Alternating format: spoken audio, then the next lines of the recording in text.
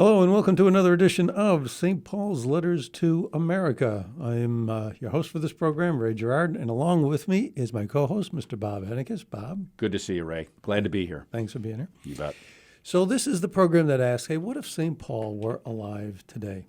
And what if he were alive and here in America and he could see what's happening in our country? What would he tell us?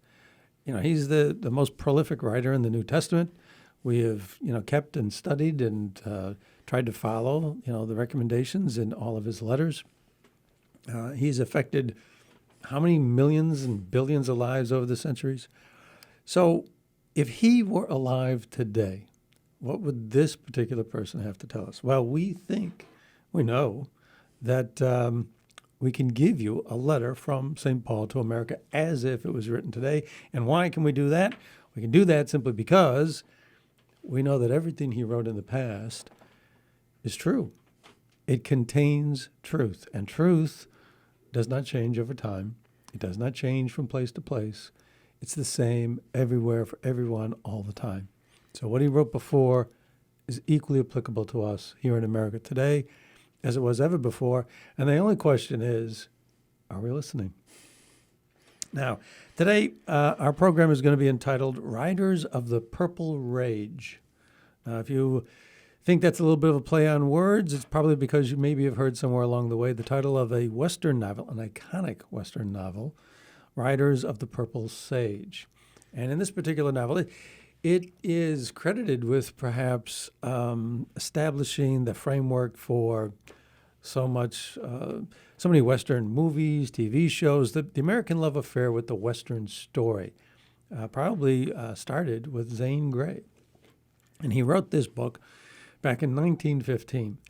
And the title refers to this upland part of Utah where there's all of these sage bushes that had these purple flowers as part of them.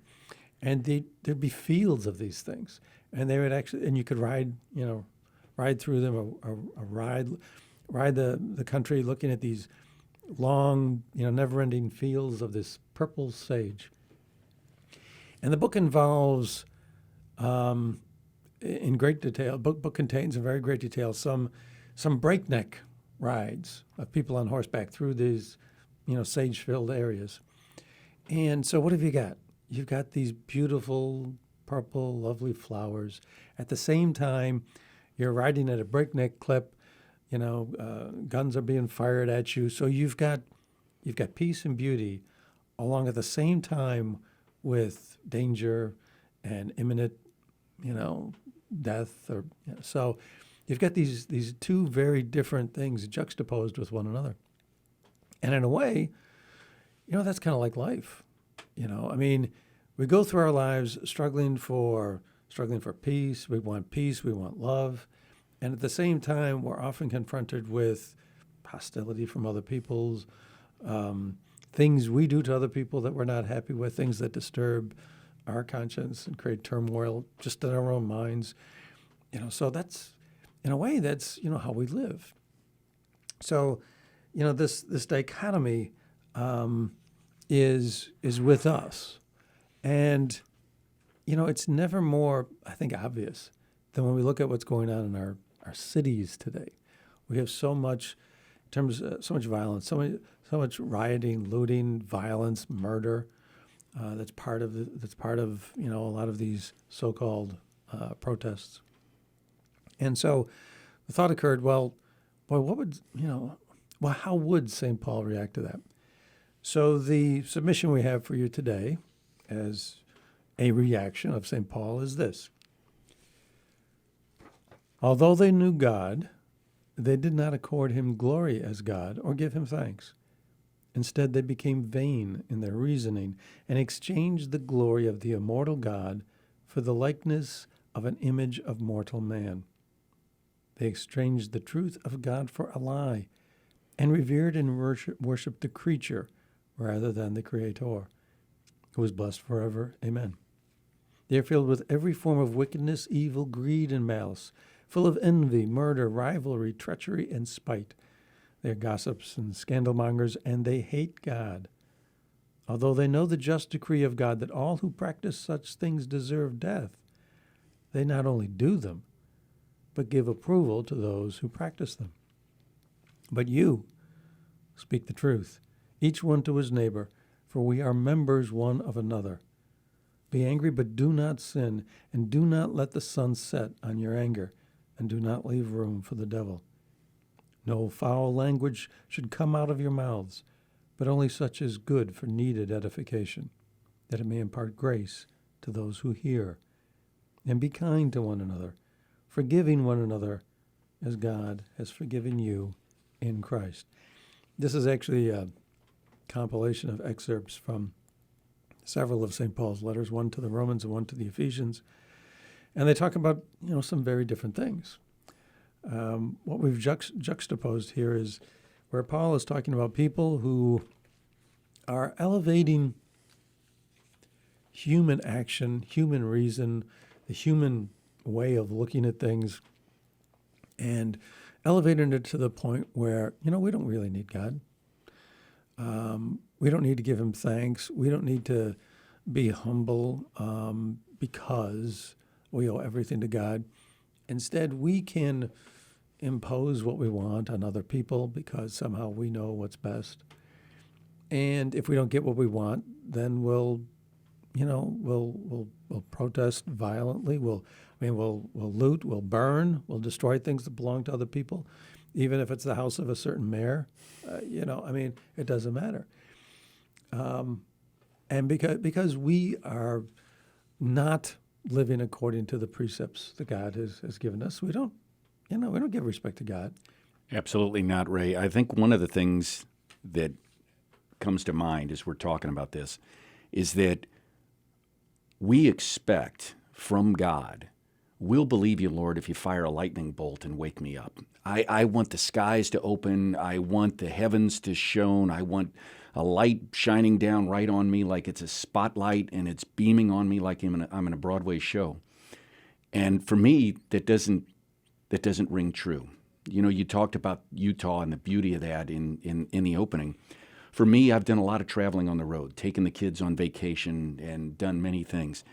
And while others would find it difficult to see God in this moment, I was driving through the Dakotas on my way back home to St. Louis with the kids in the car asleep as the sun was rising at 5 o'clock in the morning, 4:30 in the morning. And you look over that beautiful prairie and you see God. As the sun rises, you see God. It's not a lightning bolt.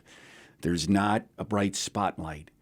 It is the beauty and the presence of God. And some people don't even like those plains. They think they're ugly, they're flat. I don't want anything to do with them. There's nothing up there. You can't grow anything. It's too cold. And the beauty that God put in those prairies where buffalo are and prairie dogs are was just stunning to me, especially in the morning. And I think we miss God. I think we truly don't see him unless we're looking for him. And therefore, we're more than happy to start imposing our own truth rather than taking the truth of God. And we tend to sort of make it up as we go. Whereas truth is the same when God created the earth as it is today, as it was when St. Paul was writing. The truth is, and we sort of manipulate it and play games with it. And we need to reach out and look for who God is in all of those things that we see. Yeah, if we did that, there would be less of a desire to be throwing these water jugs filled with they're filled with concrete or something, throwing them at cops. Right. All these things that are happening. We'd obviously be less prone to doing those things if we thought there was a God, maybe looking down on our action. If we thought that there was a God who loved us. You bet. How many of these people are acting the way they are because they don't feel loved? And if you feel loved by God, then nothing here on this earth matters. If you're protesting because some social condition is not as good as it could be, or you want to change this, you want to change that, none of that would really matter. You'd have a certain peace of mind and heart and soul. You wouldn't have to do those things. And if there was something, Ray, to truly challenge, which there is, we would do this in a way where we would bring our issues to the government to show them where they're headed, not take violence into our hands and hurt people, burn mayors' houses down, go out and strike others, hurt one another, right, physically. We would go and bring our data, our information, our desires, and allow that to be done without hurting one another, right? It seems crazy to say, I don't like you, I don't like your policy, so I'm going to beat you with a hunk of concrete or a rock or a gun or a Molotov cocktail, right? So I feel so strongly about my point, I am going to injure you. How does that figure? That doesn't fit. That doesn't. No. If you respect the other person, if you think that the other person, if you really believe in equality, as is one of these key words that people always throw around. If you really believe in equality and believe in every other person is as important as you are, or if you really believe in Christian teaching, if you think they're more important than that's not necessarily true. But often enough people who really feel the love of God, that's how they behave, as if other people are more important than them. You wouldn't be doing these things. Absolutely. And the other thing is, it's this last line of this first section of St. Paul's letter, where it says, although they know the judgment of God, although we know these things are wrong, not only even knowing that, not only do they practice them, but they give approval to those who practice them. And I think what's really distinctive about what's going on with a lot of these so-called protests, these quote protests in our cities today, is that we have so many people in positions of authority who approve them. So many people in positions of authority who tell policemen, no, don't do anything, don't interfere. They don't call in the National Guard. And we have burning and mayhem and injuries and people getting hurt when they don't have to. This doesn't have to be. And they allow it. They approve it. That's really different. Why? Why is that? So there is a real problem that we have that is different than we've had in this country before. But also, what does St. Paul tell us?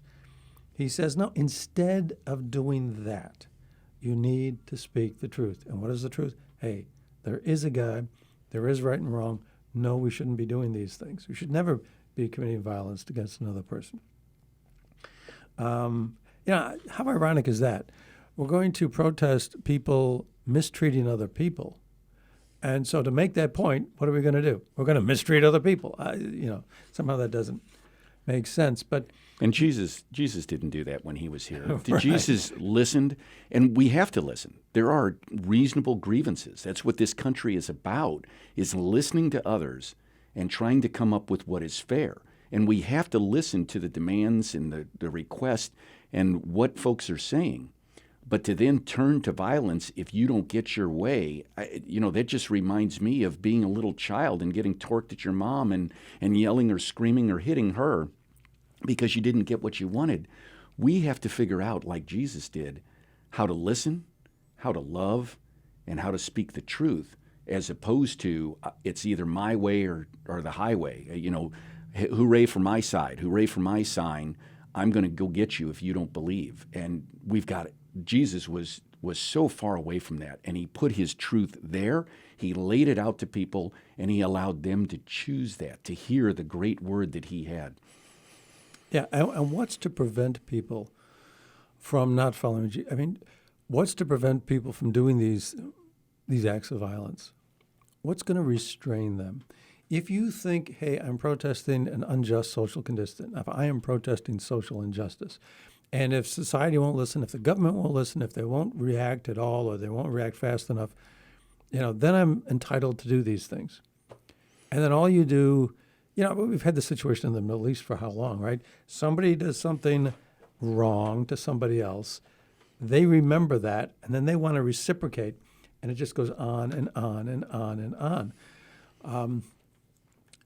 And so, if there's social injustice that goes on in this country, and then you go ahead and in response to that, you mistreat other people, then what? Are they going to want to mistreat you in return? Where does it stop? So, hopefully we would have government leaders who would understand this and see the dangers that chaos and mayhem hold for society as a whole. It's just not good for the whole people. So what's to keep, what's to keep government leaders from saying, "Oh, this is okay"? Well, they need to have a moral compass. They need to have a moral foundation. And there's a foundation if you believe there are things that are true. And if you don't have this, if you don't have a faith in God to guide you, maybe that's why we're where we're at, where the government leaders aren't restraining the people from doing what they're doing. So, instead, if you have that foundation, then you can understand St. Paul when he says, "Hey, don't let the sun set on your anger." Hey, not even foul language should come out of your mouth, let alone, bricks flying through the air. Not even foul language. So that's the choice we have. That's the choice we have. And some writers have been putting this forward. I think, to me, a couple of them that come to mind is Shakespeare wrote Romeo and Juliet, which was people getting out of control, allowing violence to take over, and then horrible things happening to their young folks. These two teenagers who are in love end up dying, right? West Side Story, way too much violence for all of these folks and people getting killed. There's writers that have been telling us you have to contain your anger, right, and be able to talk with people rather than going out on the streets, because violence leads to more violence. Violence against somebody, they want to retaliate. And we've got to get to the point where we love one another. We want to listen. We truly want to listen to each other and then try to sort this out. And of course, for me, listening, as you listen, God's word shows up and it really comes about. And it makes so much sense as you listen. So it's curious that the title of Zane Grey's book was Riders of the Purple Sage. You picked purple. Why purple? What's involved with purple? Well, purple is red and blue. Blue is often associated with peace, especially, a pale blue or a light blue. Look up at the sky and you could feel peaceful. People who have had mystical experiences with the Blessed Virgin Mary, St. Catherine Labouré, other people who have had this over time. Often enough, a lot of times people say that she's seen surrounded by a field of of blue, of light blue, of peaceful blue. But also, besides blue, what's involved in purple? Red. Oh, what is red? Fury, right? Fury, intensity, anger. So purple is kind of like this mixture, all in one color. You've got this dichotomy that we're talking about between love and peace on the one hand, and then, fury and anger on the other. And, just to think that, Zane Grey wasn't the only, artistic mind who was struck by this. There was a song popular in the 60s by Jimi Hendrix, Purple Haze. And in that song, he, part of these lyrics, like the first verse were, the words were, "Purple haze all in my brain. Lately things, they don't seem the same. Acting funny, but I don't know why. Excuse me while I kiss the sky." So here you got a guy, and he's talking about being in a purple haze, and nothing seems the same. He's acting funny, and excuse me, I'm going to go kiss the sky. There are images and visions that come with that. He's acting funny, and he's going to try to kiss the sky. It just seems like it really is talking about the very same thing we're talking about. There is a God. We know he's up there. Some part of us deep inside wants to reach out to him and, feel the peace and the love that comes with that. But at the same time, we're still here on earth, and we end up, acting funny and doing things that, don't seem right to us. It's the same thing over and over. It's this dichotomy. And the problem is, if we don't have this foundation, if we don't remember, for example, or listen to the writings of St. Paul, we can fall prey to, acting funny. We've got a guy recently who shot a man in Portland. His name was Michael Forrest Raynol. He was 48. He was a father of 2 children. And he recently was wanted. There was a warrant that issued for his arrest. for the fatal shooting on August 29th in Portland of a gentleman, Aaron J. Danielson. Mr. Danielson was wearing some kind of a Patriot prayer hat.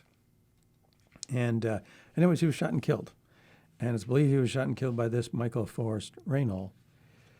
And Raynol, talking about the shooting afterwards, said, "I was confident that I did not hit anyone innocent." So he admitted to shooting him, but this person was not innocent, so it was okay.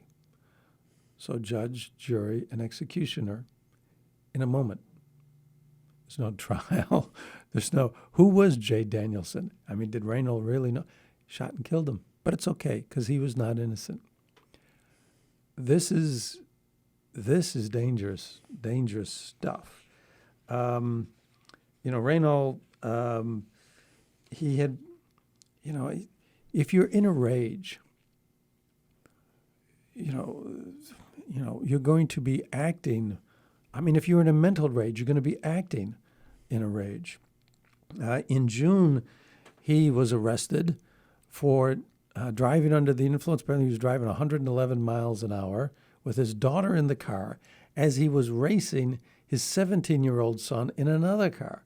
So putting both of his children and himself at risk of injury or death.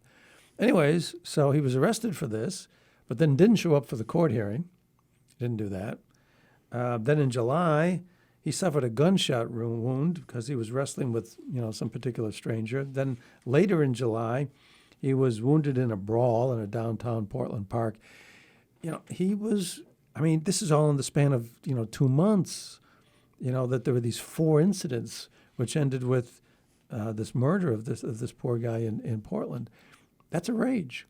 That's a rage. So what is motivating this guy? What's animating him to act as he is? Well, he actually explained a lot of it. He had some online posts and gave some interviews.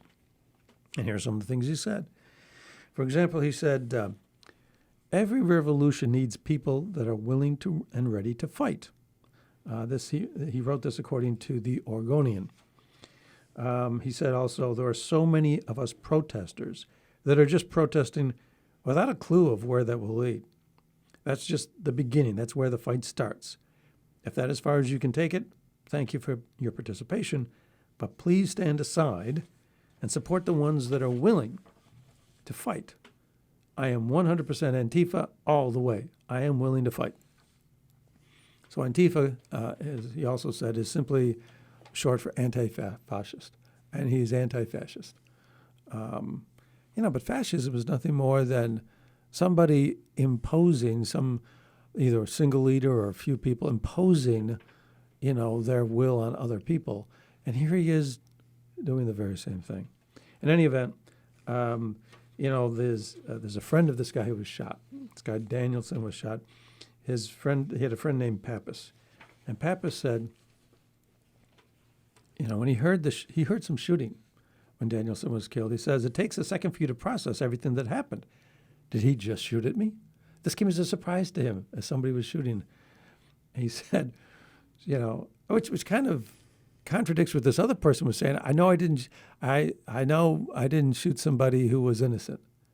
Well, was this guy Danielson doing something? Was he committing some wrong against somebody else? Was he acting hostile towards Raynol? Well, apparently Pappas didn't think so because he was surprised that somebody was shooting at them.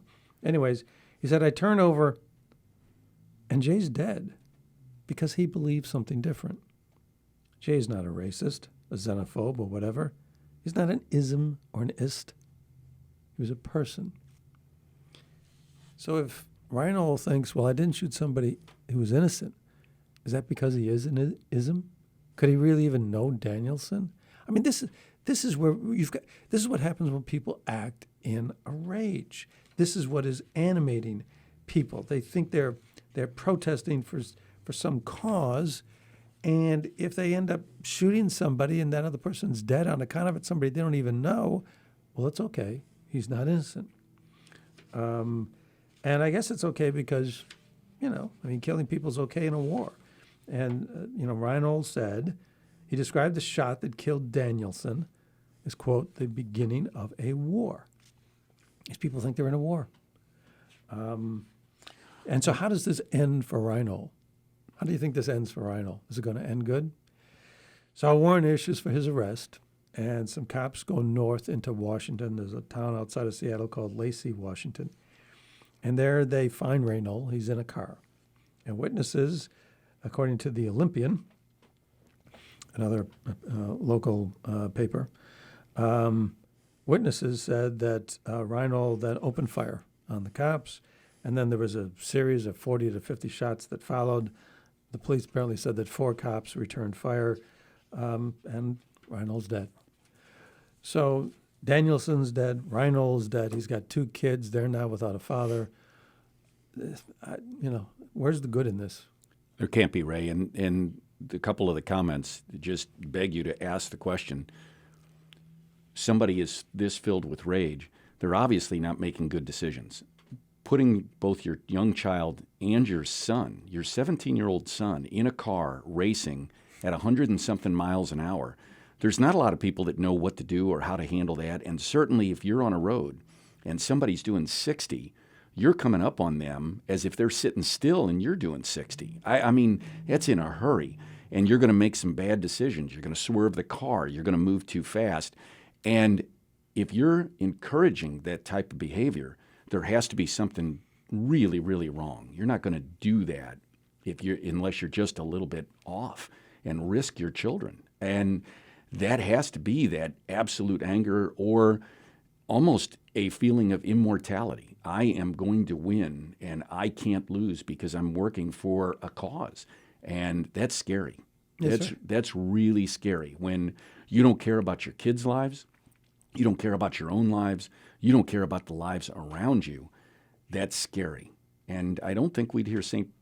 Paul saying those same sort of things. I think he would say we want to take care of each other. We want to find people that have different views than us and be with them, love them, cherish them, and try to take care of them, not to go out and shoot them. Oh, I mean, it's this, but it's not just a rage. It's not just a rage with this one person. It's a rage that is being approved of by other people. Encouraged. There was an undercover video that was taken of an Antifa group in the Portland area, and apparently there was this undercover video was of a time when instruction was given to these Antifa members about the types of things they should do. And part of the instruction was, quote, practice things like an eye gouge. It takes very little pressure to injure someone's eyes, close quote. Another quote, it's not boxing, it's not kickboxing, it's like destroying your enemy.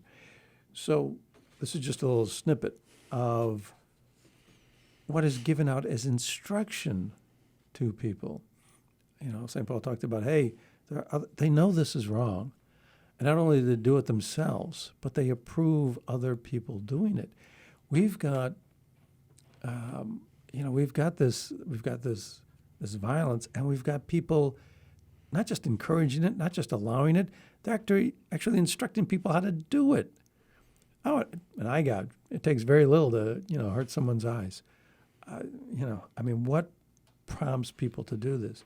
Another incident recently in Washington, D.C., the president had the convention, the final night of the convention for his party, and they had this big celebration at the White House, and then after it was over, people were walking through the streets. One of the people that had been to this event and then was walking through the streets was a Jewish rabbi, R.E.A. Sparrow.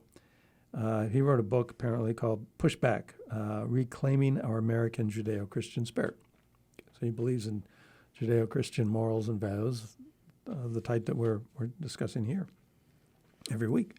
Anyways, so he said after the event was over, he was directed to exit the White House grounds onto 17th Street.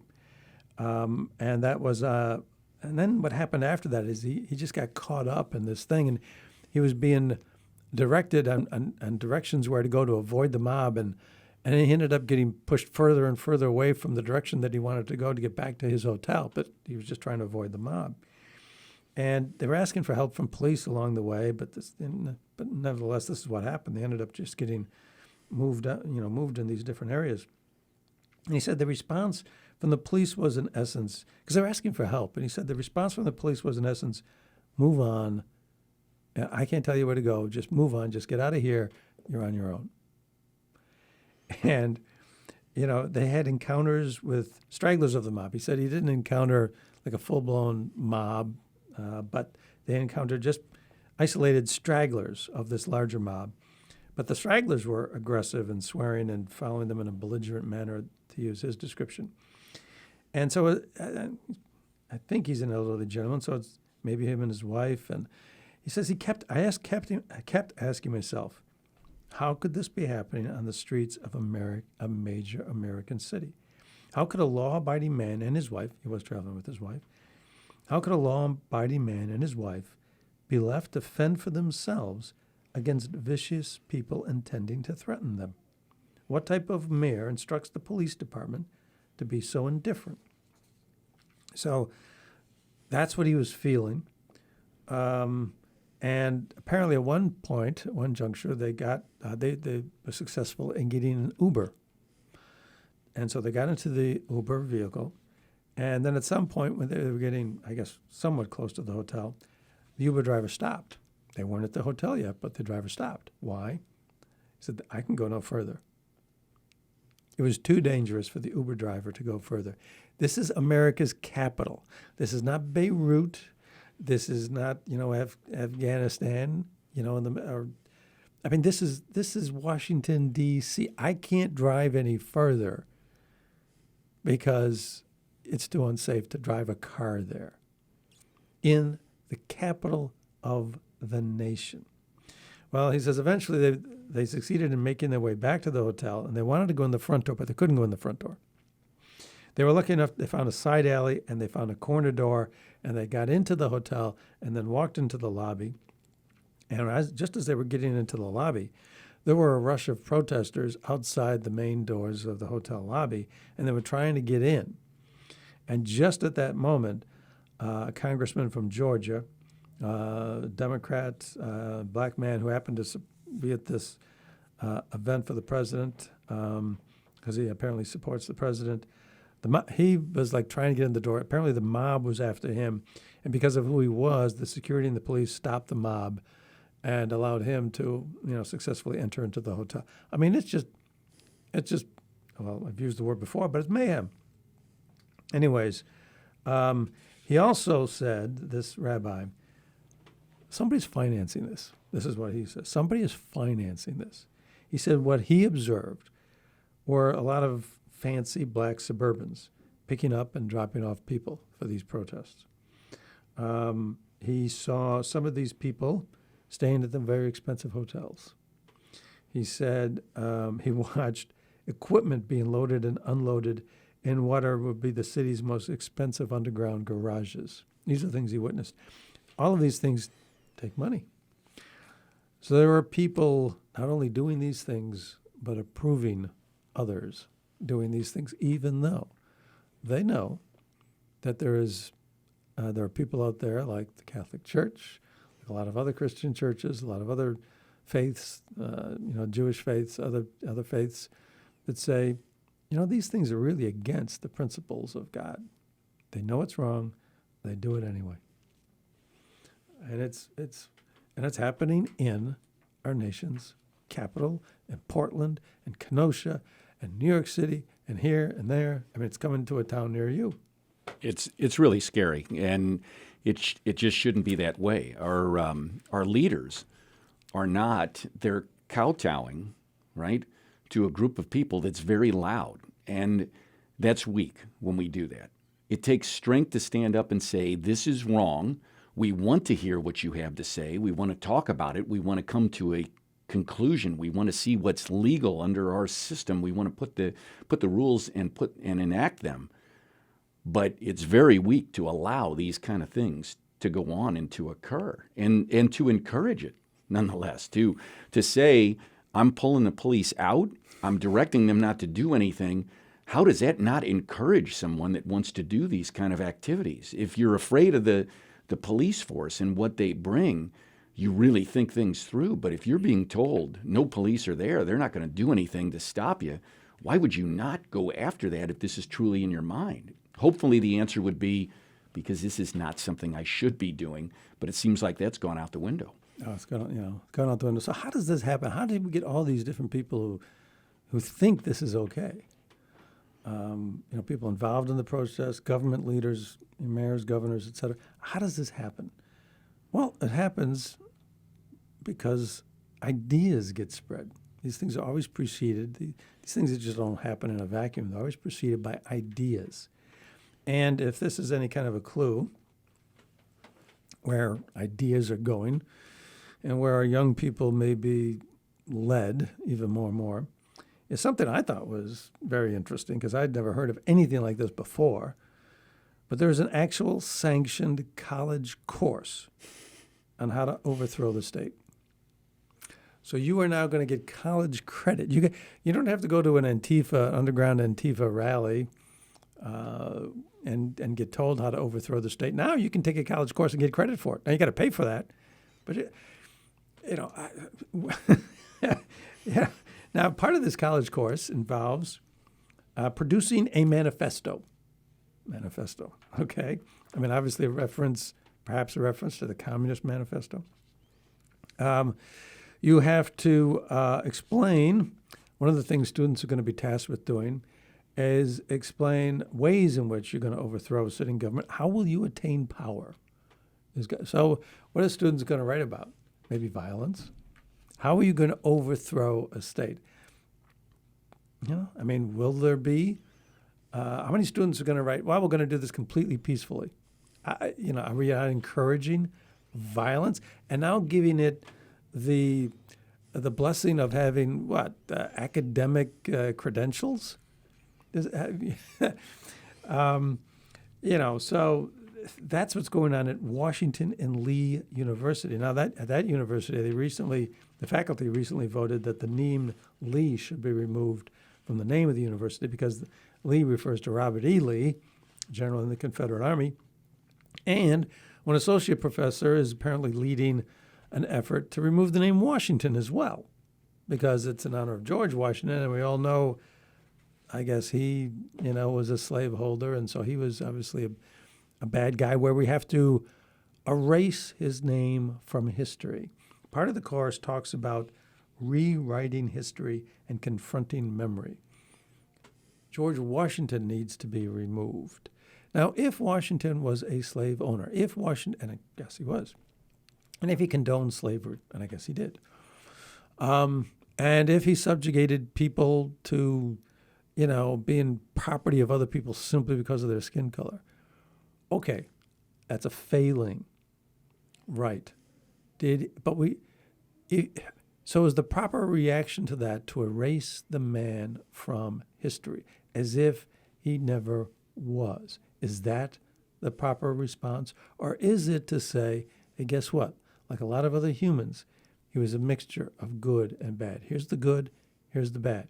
If we have a history that only told the good side of Washington and never told the bad, and there was a bad, would it not be a better, more truthful, more objective history, more accurate history to say here's the good and the bad? Yeah. Yeah. And can you learn from the truth? Can you learn from that? Yeah. Now, if you have a jaded history which presented only the good, is the right answer then to produce an equally jaded history that produces only the bad, or just wipes him out entirely as if he never existed? That is not the truth. That's not the truth of the matter. And, when you get into dealing with erasing people from history, now you're on dangerous territory. Now you're going down a very dangerous rabbit hole. Because what guides you in that? Well, you've got an idea of history. You got a story you want to tell. Well, fine. How many people have opinions and judgments and so forth? How do you find out where the truth lies? Which are the better opinions and which aren't? It's if you get all the facts, put them all on the table. Just replacing one bad history with another bad history, That's not the way to do it. There's an article, and this may be of some interest to you, Bob.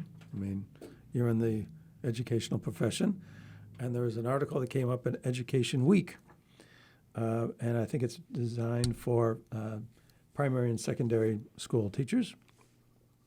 And it was talking about, a lot of the statues that are being torn down by protesters in this country. A lot of statues. We started with statues of people involved in the Confederacy who were fighting to maintain slavery. But now it is continued to people like George Washington. This effort now, Washington University evidences, and also there's a proposal, I guess, that's being floated now in Washington, D.C., to potentially do away with the Washington Monument, the Jefferson Memorial.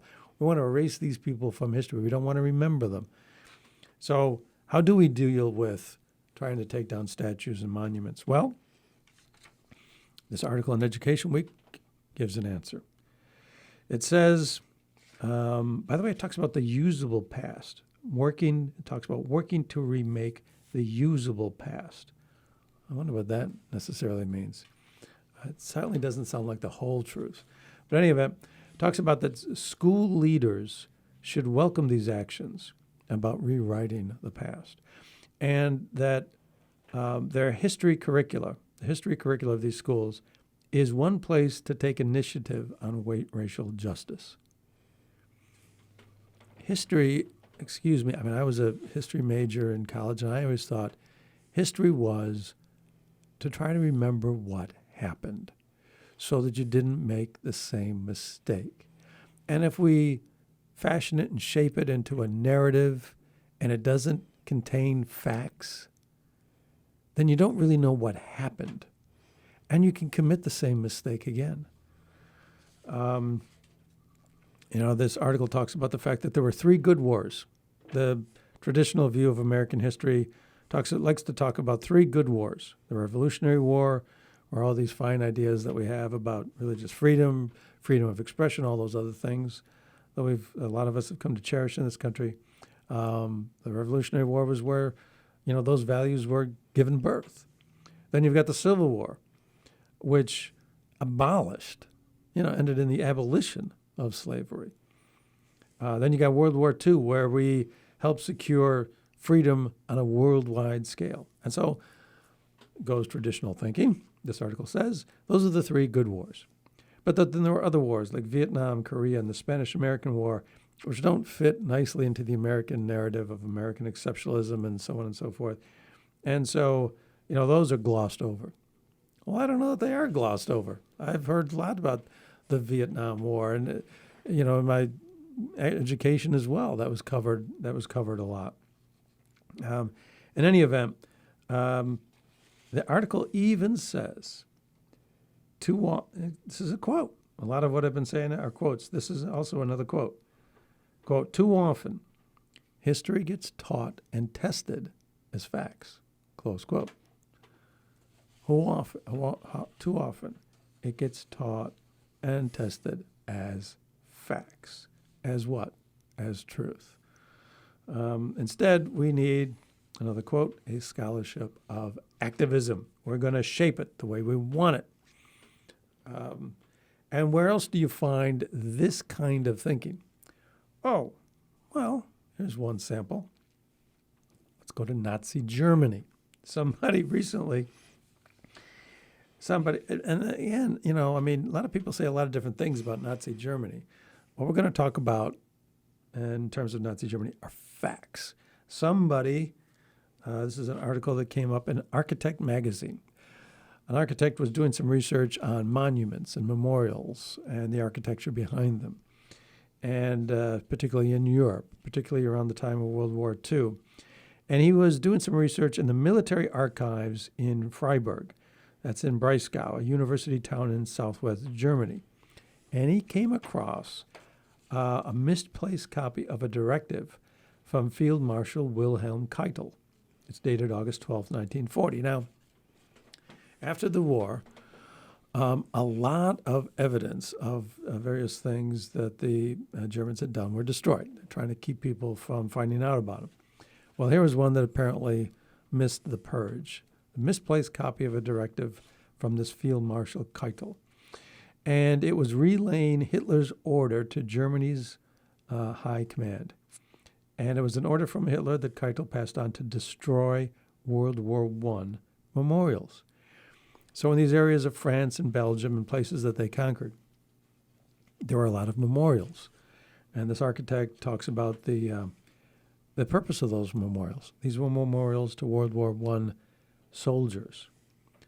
Millions of soldiers were buried in cemeteries across Belgium and northern France.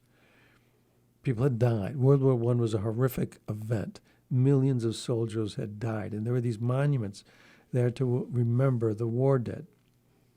There were a lot of pleas made at that time for the loved ones, the bodies of these killed soldiers to be returned, but often enough, logistical reasons or what have you prevented it. So these people were buried in these mass cemeteries in France and so forth. And so creating memorials, according to the architect, became a way to honor their sacrifice and heroism and to symbolically bring them home to rest. It was a burial. It was sort of like it serves the same purpose as a monument to an individual person in a cemetery. If you're an architect, I guess you're concerned with what is the purpose of the structure that you're creating, what is the feeling, what is the human emotion that you're trying to express with your architecture, and so this is what this architect is talking about. This is what this was for. Well, not only did the Germans want to destroy the memorials to the soldiers who had died in World War I, the French soldiers, the Belgian soldiers, and so forth, because they were fighting against Germany, and that didn't fit the German narrative. Not only did they want to do that, but there were memorials to civilian dead that the Germans wanted to erase. For example, there were 23,700 civilian martyrs of Belgium, and there was a particular national monument to them. Well, the Germans wanted it destroyed because they called it a quote-unquote hate monument. You've got civilians in Belgium killed by Germans in a war. And to Germany, because it was remembering the murders done by the Germans, to Germany, that became a hate monument. The architect talks about this as an act of psychological warfare. When you destroy a monument like that, it's like re-killing. It's like killing the dead all over again. It's not good enough to kill them. Now you have to kill them a second time.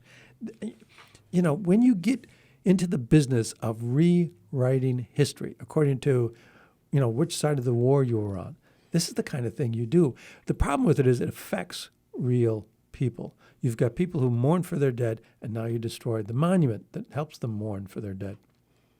For example, there's another monument honoring 60,000 Canadian soldiers who died.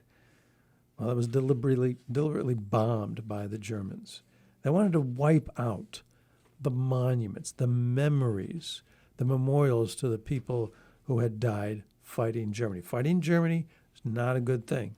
So the dead, trying to remember the dead who fought Germany, well, that's just not going to be allowed. This was all part of an effort where Hitler wanted to recast the Allies as the losers of the Great War, and Germany is the ultimate victor because Germany, of course, 20 years later, they conquered France in 1940, and so they're the ultimate victor, and so they got the revenge for World War I, so the ultimate victor is Germany, and so we're going to recast history. Of course, Germany ended up being the ultimate loser of World War II as well, but, Hitler didn't have time to rewrite that history. Ray, as we've been talking, in essence, what we've been talking about is that you can rewrite a lot of things. You can try to do almost anything you want. But what we should be looking for is this real truth. What is really happening? And that's God's truth. You can read something from St. Paul 2,000 years ago, and it still holds true today. And you can try to manipulate and change things. You can get upset. You can hold people to a different standard. Lord knows if 200 years from now, They hold us to a particular standard. I don't think they're going to look at today and all that's going on with great glory and compassion. They're going to look around and say, wow, man, was that bad? Folks were killing each other, right, over various issues that should not have been that way. They're going to look at us with disdain. It is God's truth that shines through. It is God's truth that has to keep us through. And all of these examples you're bringing up are trying to, hooray for my side, I've got the truth, you don't, but it could change tomorrow, and it certainly changes from yesterday. And that's not what God's truth is all about. It's the same 2,000 years ago when Jesus walked the earth, and it will continue to be there. Well, the other thing is that this idea of rewriting history, although it's not new, is a part of Marxist thinking. Karl Marx famously wrote, "In bourgeois society, the past dominates the present. In communist society, the present dominates the past." What you think today, can change, what the history was. You can change history. It already happened, but we can still change it. This idea of, taking down the memorials, it's not just the Nazis. In communist China, it's the same thing. In communist China, today it's a crime to commemorate the dead. It's particularly true of Tiananmen Square, what happened, the protests that would happen there and the people that were killed there.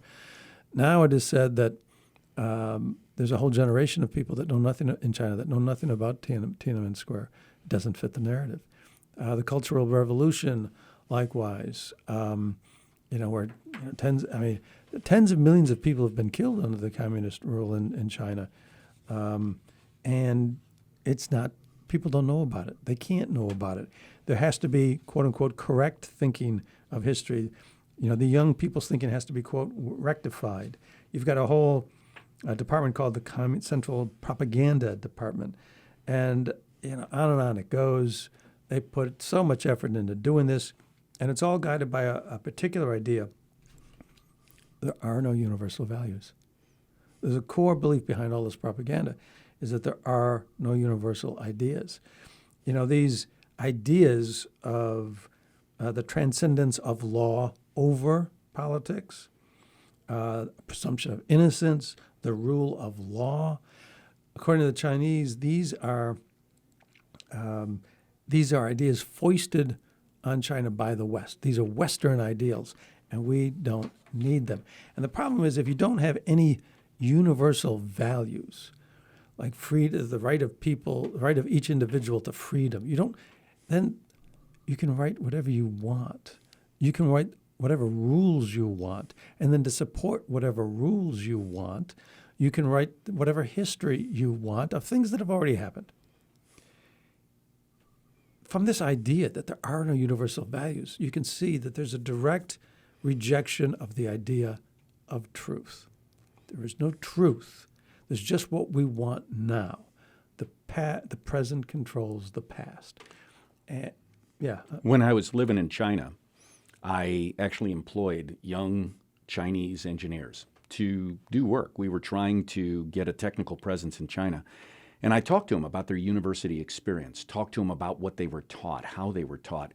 And one of the things they all expressed was their great desire to get a degree in chemical engineering and mechanical engineering, and that was a big deal. But what they were forced to do was they had to write a paper before their senior year in a class that basically said why China and China's system of communism had to be better than a free market society. And if they didn't take that position and didn't do it convincingly in this paper, they don't graduate. So if you didn't feel that communism was truly the right answer, if you wanted your degree, you had to lie. You had to basically say, I am a believer in this communist system. I am a believer that this is the ultimate system, and I am therefore going to write this paper just to get your degree. So they hang something in front, which is their ticket to the future and an engineering degree, and then say, you have to lie. You either have to tell the truth, you really feel it, or you have to lie, or you don't get your degree unless you state this. That's brainwashing. That's akin to brainwashing, and it's saying, I know the truth, you don't. Here's the rules of play. This is what you're going to do. we got to get back to the truth someplace. We got to get back to the fact that lying is not correct. We've got to get to where we love God and understand what he wants in that plan, and we understand others. We understand that others don't believe what we do, but we need to be loving and sympathetic. Jesus didn't throw out others. He welcomed them. He healed the sick. He wanted them to come to him because he knows that all of us are broken. And then when we recognize that truth, the light goes on. We get to know who he is. Yeah, I mean that is the ultimate truth. But one of the consequences, one of the byproducts of that truth of loving other people is you let other people have freedom. You let other people do what they want to do. You don't try to control them. That's an element of love. There is this idea that people have freedom comes from the truth that we're created by God. So, these things are all tied together. These ideas of, the fact that there is a God, that's why we're entitled to freedom. And that's why, we have to allow other people, to do what they want. And that's why there is a truth, and it's not, we're not, free to just simply rewrite the past the way we want it. These ideas, they flow together. We have a problem that we're confronting, and that there are people who believe, no, we can rewrite history the way we want it today. Today controls the past. St. Paul's writings from 2,000 years ago that are true now, then, always, everywhere. Yeah, that's not right. If we like some of what St. Paul says, we keep it. If we don't like it, we get rid of it. So we have a problem that we're confronting today, and it would do us well if we did remember the writings of St. Paul, that we do have to give God the honor due him. By doing that, we'll give honor to other people. We will not let the sun set on our anger, and we won't even let foul language come out of our mouths. Well, if we all listen to that, all of these problems that we were talking about would, in fact, be so dramatically changed. And hopefully, we're glad you're listening to this, and hopefully other people will listen to like ideas. Perhaps you can spread these types of ideas. So we're glad that you listened to us today. We hope that you found this even slightly provocative, slightly illuminating, and we hope you join us again. And until the next time, God bless.